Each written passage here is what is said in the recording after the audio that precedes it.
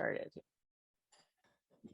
I want to welcome everyone. This is NDAGC's second Ignite session, and we're very excited tonight to pack full another hour and a half full of activities. We have with us tonight Julia Warner from Fargo, Andrea Edstrom from Bismarck.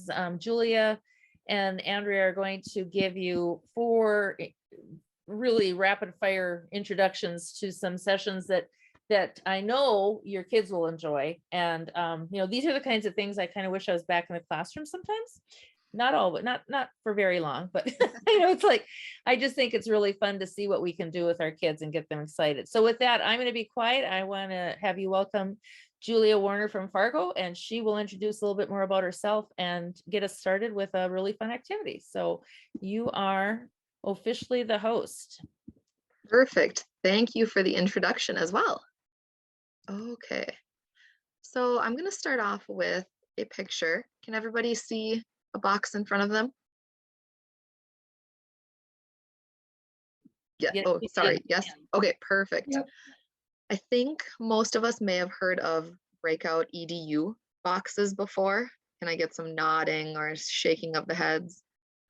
And I liked the idea, but I kind of wanted to make it my own because I didn't want to just do breakout boxes because they're fun or because, you know, they're new to students. I wanted to use them in place of my unit tests or tests on certain lessons. And so what I did is I kind of scavenged around Fargo Moorhead and went to like hardware stores and any place I could find, Walmart, and created my own materials. And in the end, it ended up to be much cheaper than you could purchase breakout boxes for. But the whole reason I use what I call lock boxes are for tests on units and lessons. And so you can see one designed here in front of you. This is one of my most intense ones. I took the picture today. It's for a novel that my 5th graders read called Chasing Vermeer. And I design it as a test. Another one, though, I'll show you another picture of, is the students getting ready to solve one. And you can see, you know, they're pretty excited, pretending like they're breaking into the box. But the one specifically that I'm going to share today, and let me just get out of these. Can you see, can you solve it in front of you? Yes, we can. Okay, perfect. So this one is focusing on order of operations, but it's also part lockbox, part game of Clue. So in the end, I'm going to scroll down so you can kind of see what the end page looks like. Okay, so it says the boxes left unchecked will reveal the crime. So who did it? Where did they do it? And what did they do or what happened to them? So I make it very elementary friendly, like drowning in marshmallows or mauled by a teddy bear. Anything from like our principal, Miss Schaefer, to myself, and then where did it happen? But it's a combination of a lockbox and a game of Clue for this one. And so it's all based on order of operations. So you can see this pretty intense equation here, and there's parts that I haven't figured out the symbols yet on Word or Google, and so I have to fill them in once I print it off, but you can see other equations and they have to fill in the variable, but they get to be pretty intense. So what happens is after the students have learned order of operations from me, this is the thing that makes it more rigorous. And they have to solve each clue. So for example, clue number 9, once they think they have solved it, that's the one that they eliminate. So I think with this one, it was the victim was not involved with pizza. So they cross it off and then they go down to the end and they say, okay, there's no pizza. And they take out pizza as an option. So then once they have solved all of these, they end up figuring out with this one that the only ones that are not crossed off are Mr. Stahlberger and 4th grade pod, and he's drowning in marshmallows. So that tells them where they have to go. And they're looking for Mr. Stahlberger drowning in marshmallows. and it ends up a picture of him is in a little bag of marshmallows, and they have to find it. So then I tell them that each of the locks on the lockbox, because with this lockbox, there's 3 locks on it. One of the locks pertains to something about the person, one pertains to something about the location, and one pertains to something about the method. And then they have to figure that out and unlock the locks and get into the box. Any questions before I show another example of just a pure lockbox with no game of clue involved? Any questions on this one? I have one question, Julie. This is Julie. Do you put in any red herrings so that there's a clue that gives them a nothing answer? And on this one, no, but on others, yes. Or they kind of almost create the red herrings on their own when they're trying to figure out clues. Yes. gotcha. Yep. Okay. Yeah, and then oftentimes they'll say, well, no, this is Mrs. Warner, you guys, like this is a red herring. Or others will be like, no, she's just trying to trick us. It's not. Yeah, so that it gets really fun. It is. But this is one thing that students look forward to the most, because they know that they typically get 1 lockbox each year in reading and 1 lockbox each year in math, just because they're a little more intense to make. They take a long time. They're worth it because really the students really use the 4 C's, like critical thinking, creativity, everything. Like they really have to use them on these lockboxes. And so they're very worth it. I want to show another one. It might not make a lot of sense because I'm the creator, so I know kind of how I've laid out this whole answer key, but I'll kind of try to work or walk you through it. Anybody familiar with chasing Vermeer? Yes, I see Andrea. Yes, and I need to tell you, Julie, I did the same. I created a breakout box for my end of mine, so we're gonna have to visit and compare puzzles. Yes, definitely. So, okay, for those of you who are familiar, Chasing Vermeer is a great novel. You can see how it starts. So it tells, like, this is my answer key that I made, and it tells me the location, so I remember where to put this clue, and then where the next one leads them to. So the first clue is typically in the top of the box. Okay, it says, Miss Hussey talks about many forms of communication. To begin this mystery, go to this type of communication for the next clue. Well, the type of communication is email. So for this group, because typically it's my 5th graders who do this lockbox and it's a big group, so I split this lockbox into 2 stems. And so then when they figure out that the type of communication is what they need, they, sorry, let me rephrase that. When they figure out which type of communication they need, they find the clue in their email, but half of the group will receive this email clue and the other half will receive this email clue. So if you know, there's a guy named Charles Fort in the book. So it says, where would Charles like to hang out? Well, my room has like a little fort or like a nook in the corner. And so it makes sense to them. It would be in a fort. And so they go there for the next clue. But then there's something about each clue that also unlocks a lock. And they know all of this ahead of time. Like they know the rules of the lockbox. They know that like 1 clue will typically unlock each lock. But it's all about me designing it for whatever unit of study they did, and also to fit what they're used to seeing in our room. So like, I'm not gonna put random things around the room that would just apply to that lockbox. Like it has to fit with the setting that they're used to, so that they're used to seeing the things and they have to apply that knowledge to a part of the room that they're familiar with. Does that make sense? Or does anybody have any questions? I think we're good so far. Okay. So then again, like I said, each clue leads you to another clue, and then it also unlocks a lock. So for example, let me find another one. Let's see.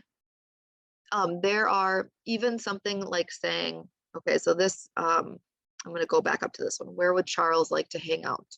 Okay, so the clue is in the fort. Then in the fort is the next clue. This Vermeer painting was created in 1669.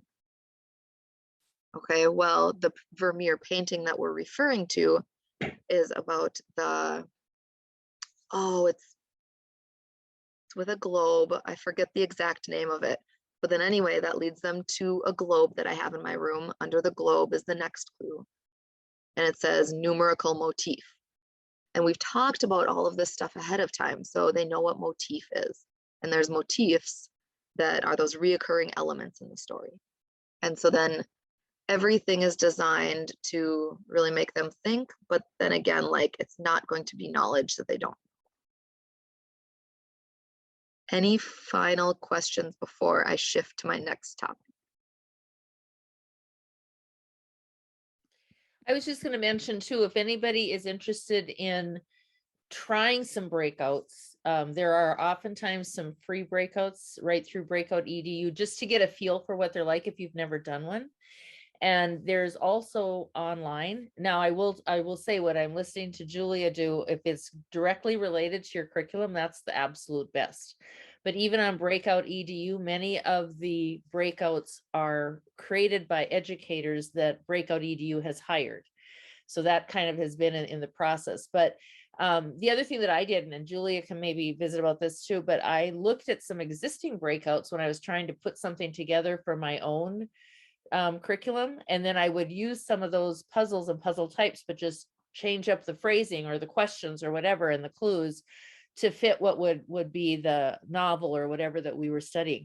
There's oftentimes seasonal ones that you can try, but I love the fact that she's putting it right with her curriculum, because that to me was, just like she said, the most important thing to do. So any questions on breakouts? If you've not tried them, they have them for every single grade level from kindergarten, pre-K on up. They've got them as easy as, I mean, my students loved them all the way through my middle school kids. Absolutely. So great idea. We can, Breakout EDU has some to share too. So. And I'm willing to share anything, any of my ideas, any of my resources. I will share it all. Oh, yay. That's exciting. So questions, we're good? Okay. So now I believe the next item on the table is algebra number tricks, correct? Yes, it is. I'm excited to see what you're doing. Okay, so I am going to stop sharing my screen just for a little bit so that no one reads ahead, because I'm going to start you off like I would start this lesson off with my students. So if you feel comfortable with sharing your faces, the more faces I can see, the better, but if you don't, I understand. And then if you have a calculator on you, please grab it now or close to you.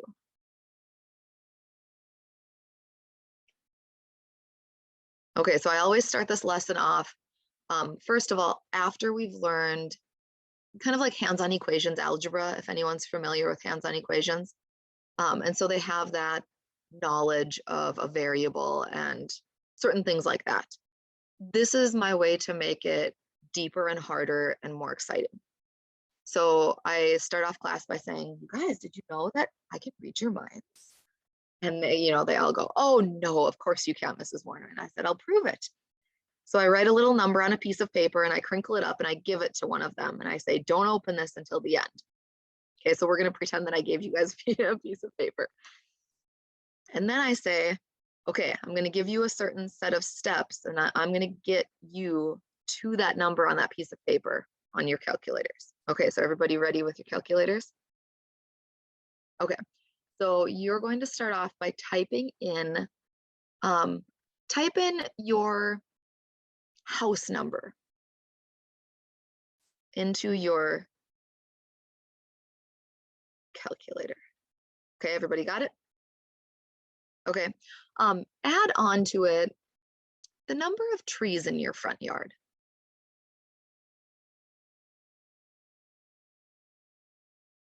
And then hit equals. Okay, multiply by 4. Okay, add on to it the number of pets you've ever had. And so I'm doing all of these crazy things. You guys keep going with that. And the students are starting to look at me like, how I have a different number of pets than this person and my address is different. And so they're all like, I'm already grabbing their attention. Okay, everybody good so far? Okay. Multiply by 3.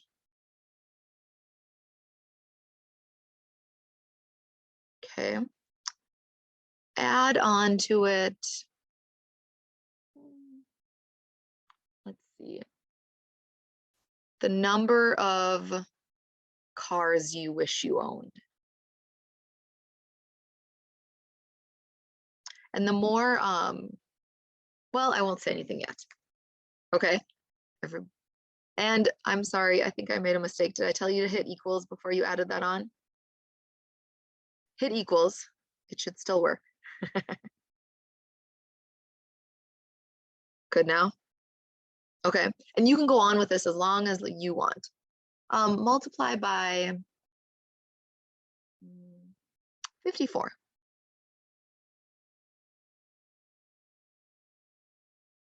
And hit equals. Okay, now you probably have a fairly large number on your calculator, but does it fit on the whole screen? Okay, so now what you're going to do is you're going to add up the digits in the number you see. So for example, if you had 123 on your screen, you'd say 1 + 2 + 3, and you'd type in that sum into your calculator. So I'd type in 6. So add up all your digits very carefully.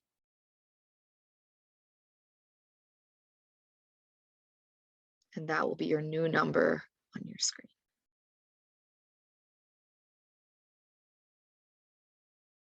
Okay, I'm guessing that most of you still have perhaps a 2-digit number, something like 18, 27, something like that. Okay, now if you still have a 2-digit number on your screen, add up the digits again until you have a 1-digit number. Now at this point, I'm guessing that you all have this number on your screen, 9.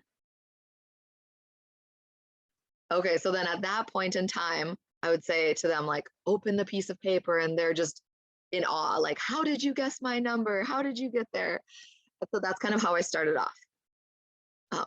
If there's time at the end, I can explain how I did that, but that's kind of like my hook for algebra number tricks. Now I'm going to show you where I transition after that. Okay, can everybody see my algebra number tricks? Perfect. Okay, so there are 3 on this page. They kind of go in what I think is easy to medium to difficult order. But the whole point in this is showing them how to identify that variable and how to use that and how to use algebra to solve these number tricks. But at first, we just start off and I say, do number trick number 1. Do what it tells you to. So they pick a number, they double it, they go through all this on a calculator. And then in the end, they say, you know, is your final answer 10? And of course, it always is. And they're shocked. And they're like, I'm going to prove it wrong. And they try again and again. They always get to 10. And I said, well, let's prove it algebraically. So we're going to do that together. So step 1 says pick a number. So the unknown number is x. Then it says double your number. So you double x to get 2x. Add 20 to the result of step 2. So it's 2x plus 20. Then divide the result of step 3 by 2. So then they have to understand that all of this is grouped together as 1 because it's dividing the result of step 3 by 2. And then step 5 says subtract the original number from the result of step 4. So again, subtracting the original number from the result. So this whole thing is the result. We're subtracting the original number, which is x. And then in the end, they always say that they get to 10. So then they have this equation, and I just tell them, well, solve it or simplify it. So when they do that, okay, 2x plus 20 divided by 2. Well, if all of this is divided by 2, you get x plus 10, well, then you take away an x from this, and then you can see in the end, you always get 10 equaling 10, and that's why. Because essentially the number trick with this is that they're telling you to start with x, but then they take x away in the end. And so they're just undoing what they already did. And so students realize that and they're like, oh, I get it. But it's really fun because they're applying the algebra that they know to something that's harder and more fun. Any questions on number 1? Questions? Okay, Lee. Add to the chat if you'd like, or ask away. Open up your mic if you have questions. And again, I can share any of this that anyone would like at the end. Okay, number 2, and I see I have 10 minutes left, so I'm trying to keep on track. Okay, number 2, anybody want to do it with me or get any of your voices in, or should I just do it? Anybody really a math nerd like me? Okay, Julie, I'll take you. Okay, so let's start off. And if you guys want to just try a random one first before we solve it algebraically, we can. So take the number of your birth month. So Julie, which month were you born?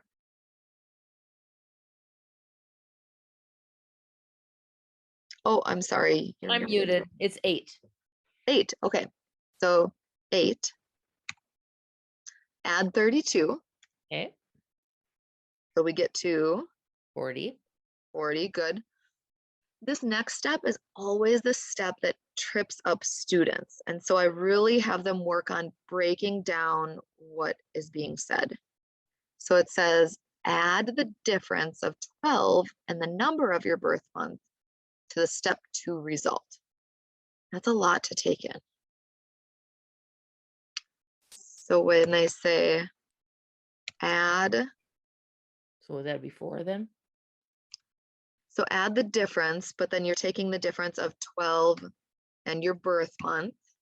So I think I heard you say it. Mm-hmm. Yep. Okay. To the step 2 result. Yep. Divide this result of step 3 by 2.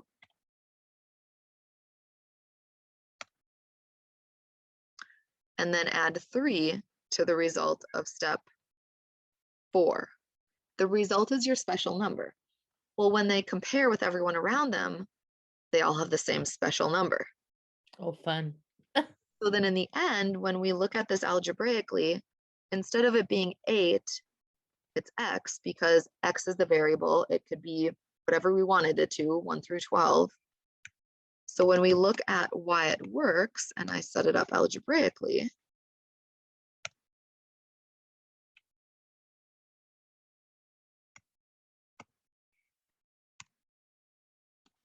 okay, then we have, okay, so every time they're going to get 25, I believe. So when we look at this part, again, okay, if we're thinking of order of operations, we do inside the parentheses first. So x, take away x, again, they're just undoing what they asked us to do. And so they're eliminating that. You always, no matter what birth month you have, you always get 44 in the end. So then everyone takes 44, divides it by 2, you get 22, and you add 3. And that's why everyone always gets to 25, simply because they're undoing the x that they put in at the beginning. Okay, now this one, this one's a doozy. Okay, this one, I would be really impressed if anyone figured this out. It's really hard. So number trick number 3. Write down a 3-digit number. Repeat your 3-digit number in the same order to form a 6-digit number. So say you said 123, 123. Repeat your 3-digit number in the same order to form a 6-digit number. So it would go from 123 to 123,123. Then it says divide the 6-digit number by 91. And can anyone do that for me?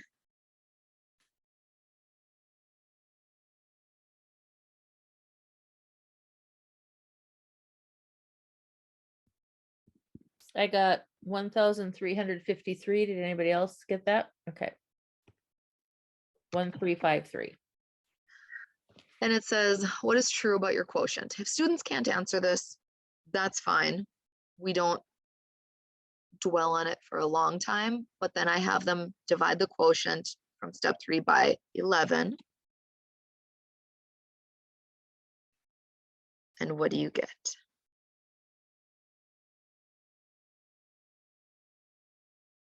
123. What we started with. 100. What you started with. Nice. So now I want to ask you why. Let's see here. And as you're thinking about it, I'll tell you what my students always go through. They, after doing number trick number 1, number trick number 2 is, they can typically figure it out.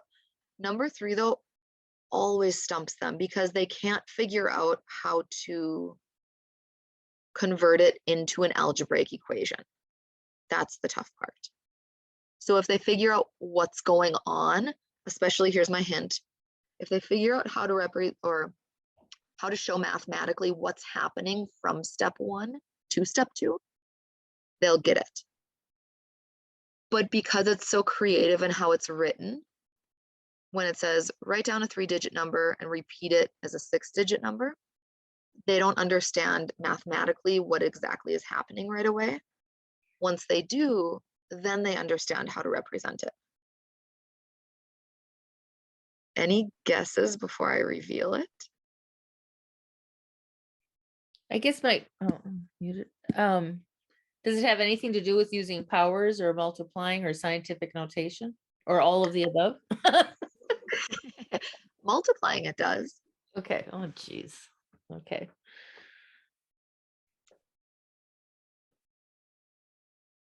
Yeah, I'm not sure. Anyone else? Any guesses?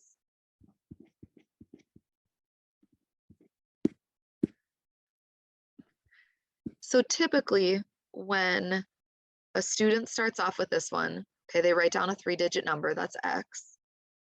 And then whenever I tell them, okay, now repeat it as a 6-digit number, they always want to go something like XXX or something like that. And I say, well, is that what we're doing though? And they're like, no. So I ask them, well, what's happening from step 1 to step 2? Well, they come to realize that you are multiplying by 1,001. No matter what 3-digit number you start with, when you transfer it to a 6-digit number, you're always multiplying by 1,001. Well, then it's just having you undo it, because divide by 91 and then divide by 11. Well, what's 91 times 11? It's 1,001. Yeah. Nice. Yeah, it's so cool when it's revealed to them, or when they finally figure it out with my hints. It blows their mind. And so then this, especially this one, this number trick number 3, really lends itself nicely to be a really good example of how creative they have to be, or how creative I force them to be when I say they have to create their own number trick. Because I explain the difference between like number trick number 1 and number 3, because number 1 is more easily revealed. It doesn't take as much creativity. But if you phrase things in a way like these 2 steps do, and if you get creative with how you say what's happening mathematically, but you don't just come out and say it, that's where the creative component of math really comes in for them. And that's what creating their own trick really forces them to do. So, any questions? I don't. Okay. I know there is a resource, and maybe Andrea, you even know of it, and I'll look it up in the meantime, that is exactly this algebra number tricks. And I know some of them start out real basic. I see Michaela here in kindergarten, and I think that's something, as soon as they start thinking that direction, that's hugely important. But I love this. I agree, Andrea, very, very cool. So it's fun to see something so different again. but again, elevating that thinking, absolutely love it. So Yeah, and there's just with my last 2 minutes, I did have these other resources that I've always used, but when Adobe Flash went out or stopped working, right, a couple years ago, a bunch of these I can no longer use. And so there was this really good number trick, fabulous. My top students, I would send them to this after they'd figure out these number tricks because it really pushed their thinking. I kind of have the instructions written out here, but it's not the same as this website used to be. And then this is another one that I always used on Halloween, but it doesn't work anymore. So if someone can somehow find these two, I'll leave those links on there as well. But is that a document you're willing to share? definitely. Okay, if you either want to, I don't know if it's something that's linked in your drive or whatever, even if you have a shared link, or if you want to send it, I'll create it as a PDF, and they can, however is easier for everyone to share. Yeah, why don't I send it to you and then we could turn it into a PDF perhaps? Yep, absolutely. Absolutely. Okay, perfect. Okay. I'm looking for that resource that I think I have, but I'm not sure. So awesome. Now, Julie, those were great. Thank you. And then again, like I said, if you're as host and if you have your participants up, we're going to move. Andrea's going to talk to us about some language arts activities. And again, if you have more questions down the road, make sure you pop them in the chat and we'll have time at the very end. So Andrea, you are now officially the host. Take it away.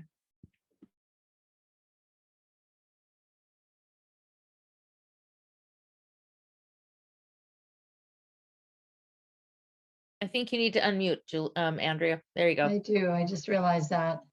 Thankfully, our screens just flash that up there saying you're muted. So, all right. So I'm going to share a curriculum that's already written, basically, called Challenging Common Core Language Arts Lessons. It's from William and Mary's Center for Gifted Education. And it is like got about a 2015 copyright. I've got the information later in the slideshow, but they also have Challenging Common Core math lessons, and they have for grades 3 through 8. So I thought this has been a resource that has been pretty handy for those of us in Bismarck, not only to use with some of our reading groups who are advanced, but the groups where the students are advanced, but also to help give regular classroom teachers something that they could use to advance some of the work that they're doing in the classroom for some of their students who are in need. So the purpose of William and Mary's work was to give gifted and advanced learners additional practice activities to master and engage with the the career readiness goals and the ELA goals, and to extend current grade level ELA content rather than accelerate students. And that's a big piece because in a lot of our state, many of the districts are working with some of the frameworks from Marzano and Associates, and those have to do with proficiency levels. And if you're like us in Bismarck, our classroom teachers have been writing proficiency scales for their priority standards. And even the level 4 proficiency on that scale, which is the highest level, 3 is proficient, 4 is advanced, they have to stay within their grade level standard. You can't go beyond that. I have helped with some of the writing of the 4th grade proficiency standards, and the staying in the confines of the standard without accelerating can become a challenge. So this is really a handy resource that could help with doing that. So I just pulled out a couple of things that you could take a peek at. And I pulled the table of contents from the 3rd grade manual, and then one of the samples of what a theme might look like. So within each book, there are 4 themes. And within each theme, then there are several lessons that help promote that theme and teach about that theme and so forth. So in the third grade one, the themes are choices, culture, beliefs, and perseverance. I particularly have used the choices, the culture, and the perseverance more than the beliefs one. And I've got some examples I'll show you and kind of how I navigated some of those. And then this is just a sample lesson from this third grade one called Choices, like what you might be doing in a lesson on that first lesson. What do you think while reading? And it uses a poem by Gary Soto called Eating While Reading. And it gives, what's nice about these are, if you want to use them for yourself with your gifted students, or if you want to share them with a classroom teacher, they're very user-friendly. And they really tell you what the materials are going to be, estimated time, and then the objectives. And so you can see from this lesson that the objectives were that the students were going to read and analyze a poem to determine literal and non-literal meanings of words. They were going to write an original poem in the style of the mentor poem and record a reading of their own poem to demonstrate fluid reading. And so then it goes from there and explains, you know, what students would need to know for prior knowledge. Here's the instructional sequence. You can follow through that, and then any extension activities. Now, like any resource, I can say that when I've used these, I have sometimes substituted a poem for one that they've recommended. I've gone through this instructional sequence and going, you know, I really want to hit on this point, and these others will be secondary, because you need to adapt for your students so that it fits them. And the thing is, if you don't have time to do that, this resource you can just literally use it. Now, they include in their sample pages as well this analysis, and you analyze this poem. Then the students would, with a partner, complete a close reading for the language used in Gary Soto's poem, Eating While Reading.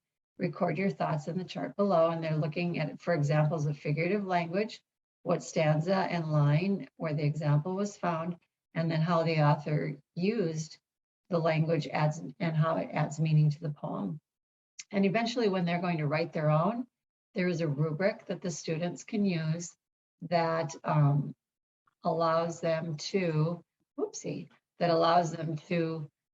see what's going to be considered, you know, proficient writing in the ideas of the poem, was proficient with figurative language and imagery, was proficient for the structure, and then it also looks at their conventions.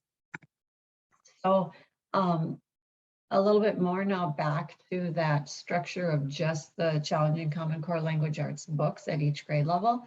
There's 4 units per grade, multiple lessons, they all focus on a theme, and all of the lessons center on ideas related to that theme. The big takeaways are that the students are going to be reading, analyzing, they interpret poetry, there are short stories, sometimes there's novels, and sometimes there's nonfiction, and it's all mixed within a theme.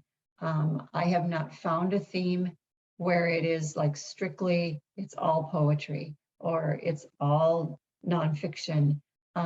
It's a mix, and that's very purposeful in the choice from William and Mary. They made that on purpose. So here's what they do use for their selection criteria. So William and Mary, and basically just from the researchers Baskin and Harris, that high ability learners should have certain kind of text. And then the Center for Gifted Education at William and Mary in 2011 published this list. Of course, it needs language that's rich and varied. The text should inspire open-endedness and have a capacity to inspire thoughtful engagement. Texts are complex and promote interpretive and evaluative behaviors. Texts help develop problem-solving skills and methods of productive thinking. And the text should provide characters as role models. And they should cover a full range of materials and genres, which they do. This is an example that I've used called Culture. And I chose this because I thought I can show you a couple of examples of what I've done with students. So this centers on the idea of culture. And in this, the students look at cultures around the world, how they affect people, authors, and how authors use culture to help teach about a culture, and different parts of the world, how characters are developed, and so forth. And then how cultures can cause people to change over time. So within this unit, they use poetry, short stories, nonfiction texts. And over the course of the study of this theme, the students hopefully develop their growing understanding of culture through projects and writing and poetry. And so the first, sorry, I'm trying to get this to go away, this thing at the top there. Okay. The first lesson is called Cultural Traditions, and it's a question mark. So you actually start out by looking at culture and Cinderella stories. And for me, that's kind of the hook. I usually introduce the unit by just saying that we're going to take a look at Cinderella stories from other cultures. And did you know they go back thousands of years? And so we read different Cinderella stories, like from Egypt and China and Korea and all over the world, and kind of talk about just, isn't it amazing that cultures had similar stories at a time so long ago that, you know, there wasn't email. It's not like they were sharing these stories with each other. So the people in Egypt were knowing what the people in China were reading necessarily in Cinderella stories, but they all kind of have this Cinderella themed story where there's a poor girl or that's, you know, got an evil something in her life and so forth. So you look at the culture in Cinderella stories. From there, they use something called a literature analysis model. And this is something that we kind of adapted here.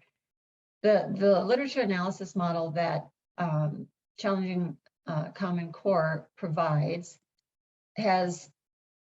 it just says, analyze what you read and gives these instructions, but then it just gives the headings, keywords, important ideas, tone, mood, imagery, symbolism, and the structure of the writing. We in Bismarck kind of decided that we needed our students to just have this as a constant guide. What is it? What do we mean when we say keywords? And so we give some things to be thinking about. What do we mean when we're talking important ideas? And tone? How is tone different from mood? And how can mood affect imagery and so forth? And what is different between imagery and symbolism? And so we kind of take a look at a lot of different aspects of that with explanation, so that the kids just aren't looking at, you know, I don't know what it means to be keywords, or I'm not sure what you mean by imagery. We've explained it for them. But in every theme in the book, the kids will be doing a literature analysis model, and they get really good at analyzing literature, which is what we want them to do. From there, then they go into something that's called Exploring Giovanni Poetry. And they have a mentor poem by Nikki Giovanni called Knoxville, Tennessee. And that one looks like this. And so you can see in looking at that what Nikki Giovanni has done is, this is obviously a free verse poem. There's no rhyme scheme. There really isn't any rhythm to the poem. There's no meter, and lots of short lines and a lot of ands. And so what the students would do would be, they would read this poem, and then they would take a look at that literature, or the poem analysis, the poetry analysis, and do an analysis of that poem, looking at language and so forth. Well, then they end up writing their own culture poem. And so there's a rubric for that as well.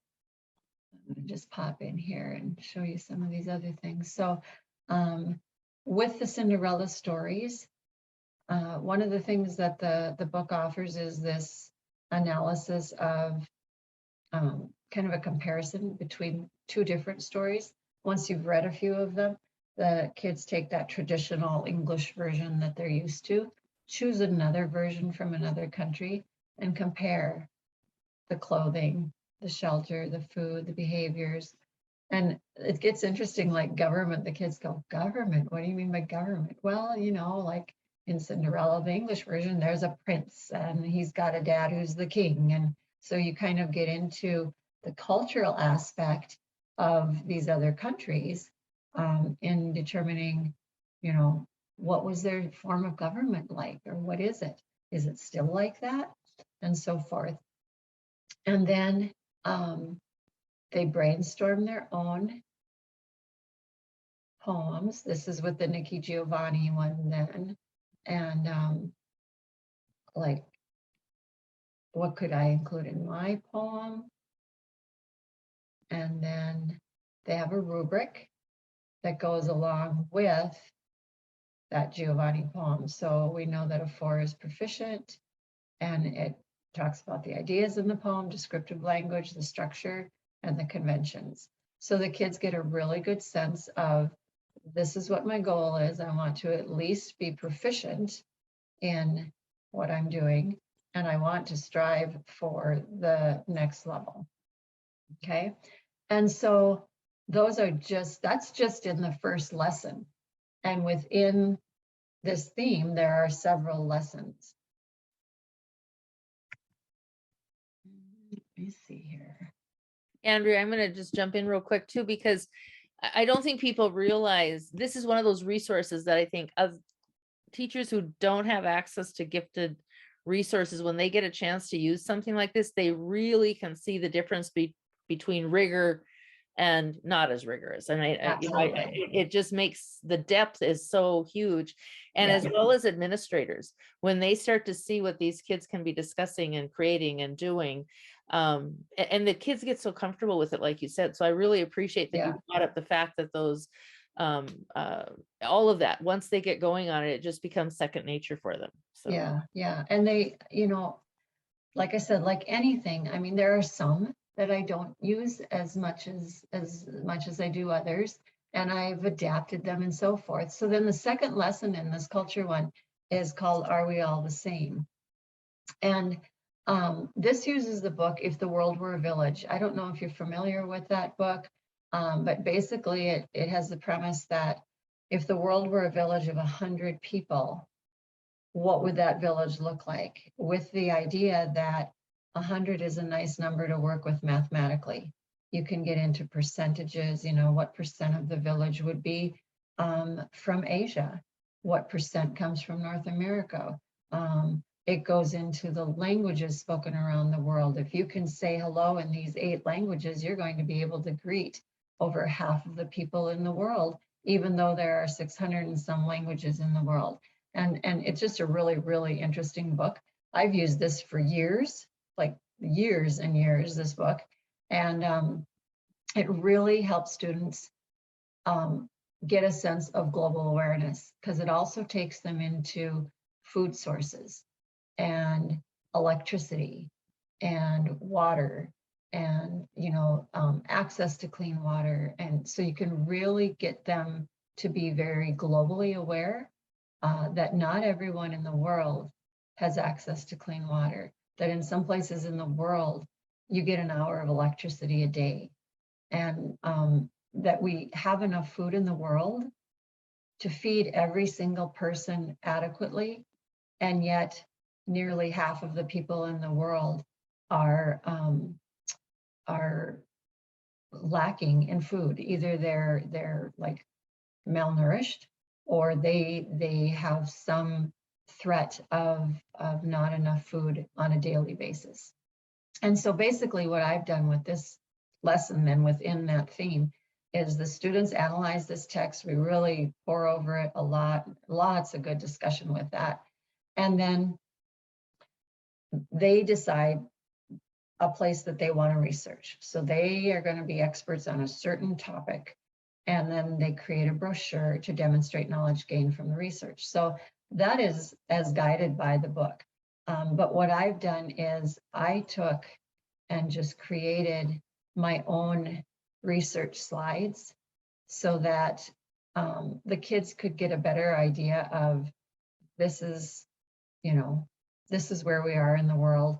And then they can choose their country. They use a resource that we have as one of our sources through all of our library media centers called, oh gosh, I'm not going to remember it now. It's a geography one, and they can click on the country and it gives them all kinds of information.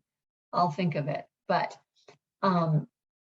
basically, they are going to put in who do they want to learn about? How could learning more about this country or area help you learn more about a culture other than yours? And it's interesting with that, the kids typically start out by just saying, oh, it would be fun to know about somewhere else. But then we really get talking about, but let's go deeper than that, and I've brought in this question, brought in some of the work with depth and complexity.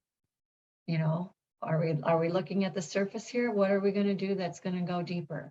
So then, what do they already know? But then I've gone through and just kind of color-coded things. So they have to come up with their 3 research questions because it's just a quick research. And then whatever they have color-coded, they're going to take their notes on that color for that topic because it makes it easy to organize their information. When they end up having to create their brochure, they can go back to that and back to that resource and easily see these were my question answers and these were kind of my main ideas. And so then the brochure in the lessons, they just have them doing like a paper pencil brochure, but I've used Canva with my students. And so this is an example of one of my students who wanted to learn more about Canada. And this is, you can imagine this folded in 3 like a brochure. So this would be the front. This would be his very back. And then one of the things he wanted to know about was the sports that are played there. And then he also did on the inside then, what are their holidays, their flag and their anthem, and what housing looks like.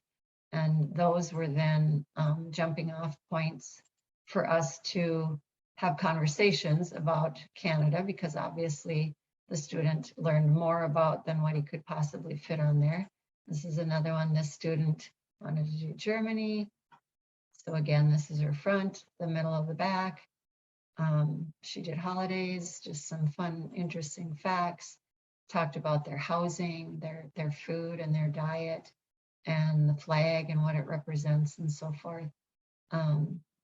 So that was just kind of an added level that I put in there for them because they love using technology and adding that extra flair to their presentations, I guess. And so then other culture lessons just within that theme, they look at the book called Throw Your Tooth on the Roof. If you've never read it, it's a short picture book about all the different, when you lose your first tooth, what happens in your country. It's very interesting. There's another one called Art Around the World, and then What the World Eats. You could use any of those or none of those. I kind of like the Throw Your Tooth on the Roof. Another one is Cultures of the Past is another lesson that they look at. You could use Medieval Feast, which is more of a picture book. We did this year, I chose The Whipping Boy, as did many of my colleagues. And so the hook on The Whipping Boy was just so simple. I was like, I got to get them interested in this book. And they're all familiar with Wheel of Fortune. And so I just said, let's play Build with Letters. Well, they were all excited because I had these silly slides ready for them. And this was the puzzle they had to solve.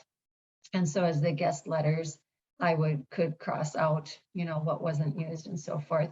And then they eventually solved the puzzle.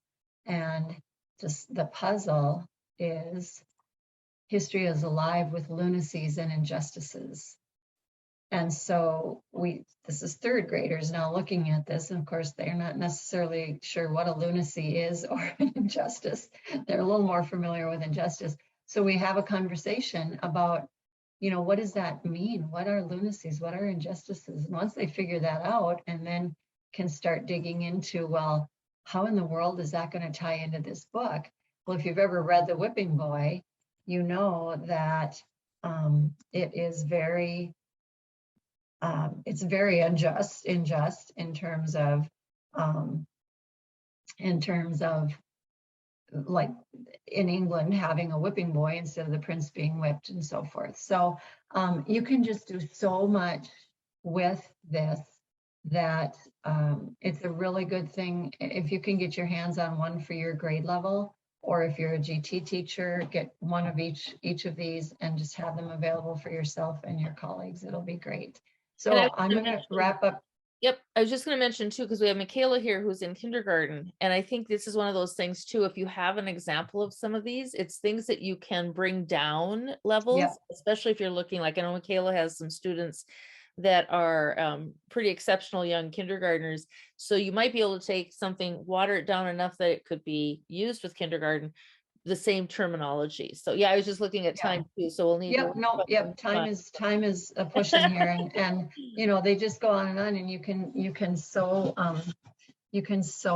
nicely adapt, even if you just look and you get an idea and go, oh yeah, I'm going to do that with such and such that we do, something in social studies or whatever. You get the ideas that you need. Awesome. Okay. And again, it's one of those resources, and as you said too, Andrea, for our regular ed teachers working with our gifted students, I think that is something that they find very easy to use. I'm going to add one little tiny piece here.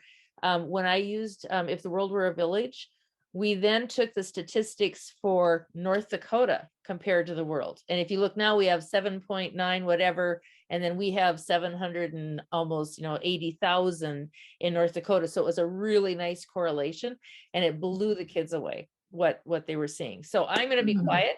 We will put all resources together and we're going to turn it right over. Andrea, thank you so much. This is one of my favorite resources. Yep, so glad we were able to share it. So Julia, you can take it away, and if you go a few minutes over, not to worry. Thanks. I'll summarize as best I can. Okay. Thank you, Andrea. That was great. Yeah, I often no problem. forget to use that resource, but I need to use that more. Okay, so I am now presenting on something called rotational symmetry. And not a lot of people have heard of rotational symmetry. It kind of started with me. I was using spatial reasoning from the College of William and Mary. And one of those lessons in that spatial reasoning unit is on symmetry. Well, when I started using it, I realized very quickly that it wasn't difficult enough for my third graders, or even when I used it in second grade. Just studying symmetry, like mirror symmetry, wasn't hard enough for them. And so I was introduced to this resource. And this is kind of how I introduce it to the students. I bring them to Symmetry Artist, and I just give them 5 minutes to explore. I say, click on any buttons, try anything you want, just try making something. And they just start going. And so they'll maybe click on, they'll start with exactly what they have, and they'll see what happens with that. Then I say, okay, click on some of these under rotational symmetry. What does that do? And so then after their 5 minutes of exploring, I start giving them a purpose for their exploration. And I start asking them, figure out what rotational symmetry is. Figure out what the different buttons mean. And they have so much fun creating and trying to figure out like the mystery. Then I introduce them to the actual concept of rotational symmetry. So from there, I shift to, let's see, my bar is getting in the way here. I'm just going to stop sharing, jump over here. There we go. Okay, now I'll share again. Sorry about that. Okay, there we go. So then I jump to this resource, same resource, different page, and I explain what rotational symmetry is. So a shape has rotational symmetry when it still looks the same after some rotation of less than one full turn. So this is order 2, order 3, and then down here, there's some additional examples. Creations using that symmetry artist that students have created, and students realize, okay, this is what rotational symmetry is. Okay, how many times it matches as we go around once is called the order. So then the way to make this even more exciting is I use my 3D printers. And I'm very blessed to have a couple 3D printers in my room. And so what we do is I tell them that they have to make something with rotational symmetry. It can be anything they want, absolutely anything. But to make it harder, I limit their order. So it has to be order 7, 11, or 13. Or it could be, 14, 15, anything that doesn't easily fit in to 360. But I start with something easy, like when we start our discussions, and I'm going to go down here to kind of show my train of thought when I'm introducing this lesson to them. We start with something like order 4. And I say, well, in order 4, when we're designing this to be 3D printed on our system, how do we know how far apart each of the orders is going to be, each of those chunks? And some of them realize when I make my drawing that it's going to be like a right angle, 90 degrees. They've heard that terminology before, but I ask them why. Why is it 90 degrees? And some of them have heard like, well, in a whole circle, it's a 360-degree rotation. So I kind of start that off with my discussion. And so I'll say, okay, 360. And let's get another font that's a little easier to see.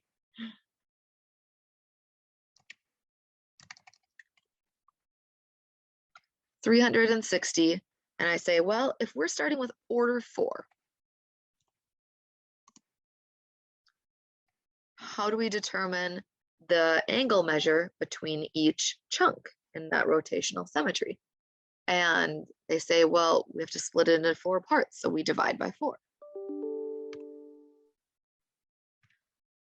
And I say, okay, make this easier for yourselves. Not 360, try 36. And so this lends itself so nicely to understanding how numbers work. And when you add a 0 or take a 0 away, what are you doing? And we have this big conversation that all focuses around rotational symmetry in the end, but it gets them to understand place value and all of these different things in math. So I'll just continue like I was teaching you guys, like I would teach my students. Okay, so they come to the understanding that that's 9.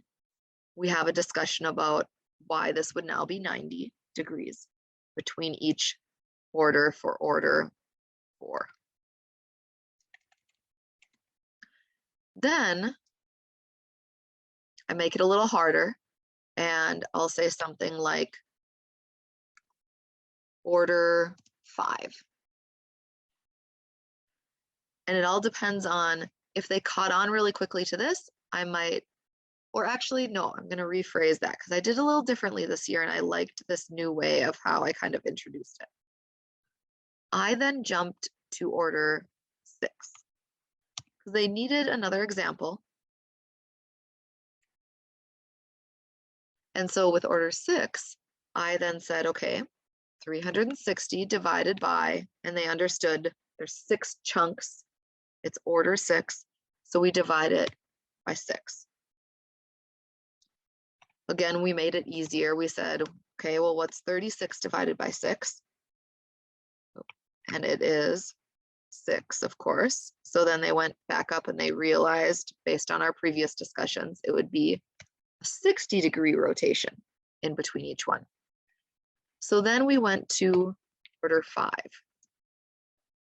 And this is where, down, There we go. Now it's getting into fractions. And typically in second or third grade, they don't know a lot about fractions. They know like halves, fourths, things like that, but they don't understand fifths, sevenths, 11ths, stuff like that, and how to show exactly what they're doing. So the whole thing is we're trying to figure out this problem. 360 degrees split into 5 chunks. And so we make it a little easier, divided by 5. And again, this is where fractions come in. So I set up a number line on the board and we break it into, we start with 5 and then we go 10, 15, 20, 25, 30, 35, 40.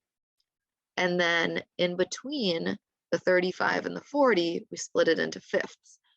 And just to kind of summarize, this is how I introduce them to fractions. And then when we get this answer right here, then it's not as easy as like adding a 0 because they don't understand where to add a 0. So we talk about place value and what are we doing when we actually like take a 0 away or add a 0 in, and how do we show that? And it gets into multiplying by 10, dividing by 10, moving the decimal point over, all of that kind of stuff. But it's a really deep discussion that completely simply just stemmed from rotational symmetry. And so maybe with my last couple minutes, I'd like to show the 3D printing program to show you what, like, why they have to know the degree measure and where they type it in and how it makes their design. And as I'm pulling that up, you guys can ask any questions that you have about this little project. Questions from anybody? So, so when you end up with your, it'd be 7 1/5 would be your 36 divided by 5, correct? So I believe so. Yeah. Yeah. So then how do you explain the 1/5 as far as converting that to the, when it's 360? Okay. So then what I do, okay, so when we're at 7 1/5, I convert the 1/5 to a decimal. To tenths. Okay, gotcha. Yes. That's what I was thinking. Gotcha. That makes sense. And then they understand from there why it's a decimal, but again, bigger conversation ensues. Right. Then they understand the decimal form. From there, then they get that you move the decimal place over 1 and why you do it. But Yep. before that, when it's 7 1/5, they're trying to figure out like, where do I add the 0? So, okay, you mentioned decimals. I wasn't even putting the two together when you were talking about it. So, okay, got it. Nope, I probably wasn't very clear. Nope. Yeah, thank you for clarifying. Good. Any other questions before I show Tinkercad, which is the 3D printing program? Okay, so let me share my screen again. And this is truly something that I think kindergartners can use too. Not all kindergartners, but most. So here is, can you see a work plan in front of you? Okay, perfect. And I'm gonna move where I'm seeing you guys here. I'll throw you guys at the bottom. Okay, so what you can do with this program is you click and drag things in, and there's a bunch of ways that you can adjust the size. So I'm just gonna make something really simple. I'll put that right there. Okay, then maybe I'll group them together as one shape. Okay, now I'm gonna look at the top view. So I have this, actually, no, I'm gonna make it a little more exciting. I just thought of something. I'm gonna do a scribble. So with my scribble, I'm gonna put my name in cursive. Students always like having their names as part of this rotational symmetry creation. Okay, so now I'm going to say that I have order 6. Okay, so I click right here, and when I rotate, I have to know the degree with which I'm rotating. Okay, so if it's order 6, I know that each chunk has to be 60 degrees away from the last. So I type in 60. Okay, I'm going to start with that. Now I'm going to duplicate. There we go. Okay, it flashed. Now I'm going to rotate 60 degrees. And move it off wherever I want it to go to connect neat. And then from there, it learns from me. And so then in the end, because they understood that it's the 60, I could keep going and it would match up perfectly. But I have this cool design, and then whatever their design is, they end up 3D printing it in the end. But they have the neatest designs, like castles that are duplicated in a certain order, and alligators or anything they want, but it's just all about the rotational symmetry and all of the math behind it. What, any questions that I can answer? I just love the resource for one thing. And I did put that in the chat, and I'll share that in the resource options that we have. Because as I was looking at it, it's not just the symmetry. There were so many things in there. I'm curious, do you use other things from that particular site? And not into any detail. I'm just curious if there are others that you'd recommend. I haven't yet. I'm sure there's more, but I don't know of any. Okay. Yeah. And then Tinkercad is free, correct? Is there a paid Correct. version, or is it always free? I can't remember. Always free. Nice. Even And there's just so, the design is so huge on that one. So pardon? I said the design element alone on that is great. It's a good idea for kids to have that experience. So Yes. And there's so many ways to use Tinkercad with research and with math. And there's so many ways I use 3D printing too, which I can get into in another time. I would agree. Anybody have any questions? We've had so many great resources again. Well, I'm just going to go ahead and whoops, I'm not going to even worry about sharing my screen because we're towards the end here. I just want to remind everybody that NDAGC, our website is ndagc.org. I want to especially thank Julia and Andrea for their time and all the information. If anybody has any questions, let us know. We can certainly get their emails for you. We'll include that in the follow-up resources. And we'll be posting both last week's session. Julia and Andrea participate in those as well. And then this one, we'll get everything pulled together for 2 Ignite sessions, so they're available for you. Also, if you have any questions regarding the classes that are coming up this summer, or the class, I should say, and the book study, feel free to reach out, and then we can always get that information from our website. Any last thoughts, ladies? Michaela, any questions from you, or Julianne? No, thank you, though. That was really, really interesting. Yeah, it's a lot of fun to see what's out there. So I appreciate those of you who were able to attend. Thanks, everybody, for everything. And we're going to go ahead and stop the recording. And if there's any additional questions, let me see, make sure I get the right button.